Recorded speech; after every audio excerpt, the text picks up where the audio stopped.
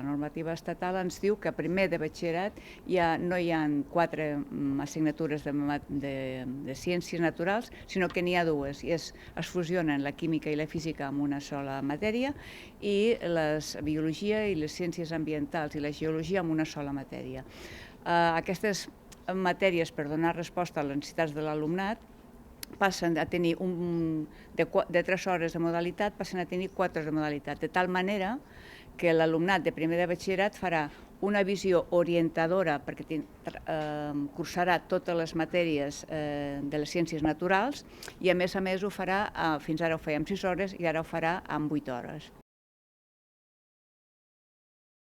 Doncs perquè tenim 30 hores setmanals que les tenim distribuïdes en 3 franges, les matèries comunes, que continuen igual, les matèries de modalitat, que les de modalitat de primer de batxillerat augmenten 3 hores i, per tant, no es perden hores. Per què?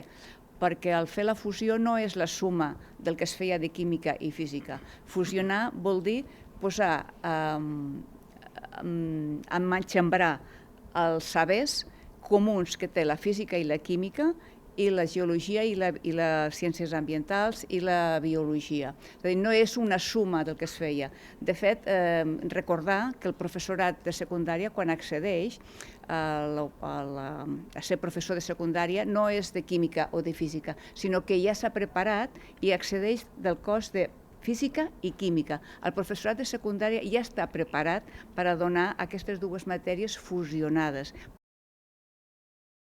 La normativa que estem aplicant emana de la LOMLOE. La LOMLOE és una llei que es va aprovar amb el suport d'Esquerra Republicana i amb l'abstenció de Junts, però és una llei aprovada per una majoria que estava en Comuns, també la va aprovar, per tant és una llei que tothom estàvem d'acord i això és el desplegament d'aquesta llei, amb la qual cosa no crec que hi hagi. S'ha treballat moltíssim des del Departament d'Educació amb el Ministeri, per exemple, amb les matèries de llengua, de literatura i llengua de segon, de català i de castellà s'han mantingut com a modalitats. Tot allò que hem pogut negociar s'ha negociat. Ara bé, hi ha un mínim que és que l'alumnat de primer ha de cursar unes matèries determinades perquè no perdi en relació a la resta si hi ha aquesta mobilitat. I encara que només fos un alumne que s'hagués de traslladar, aquest alumne té tot el dret a tenir les matèries que ha de tenir.